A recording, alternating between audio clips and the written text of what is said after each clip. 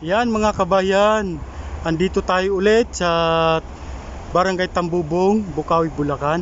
Update lang po tayo dito sa tarpaulin ni BP Robredo po, sa ating mga minamahal na mga viewers and subscriber po.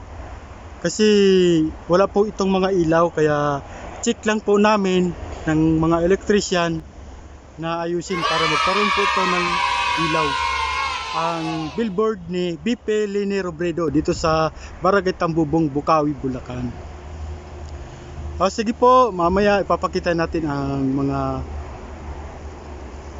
dahilan kung bakit wala siyang mga ilaw sa billboard dito sa kay BP Robredo. Sige po guys, abangan po natin mamaya lang konti. Okay po, ingat po kayo. Dito po yan sa Barangay Tambobong, Bocaue, Bulacan. Sinsa na medyo maalog dahil wala kasi akong gimbal.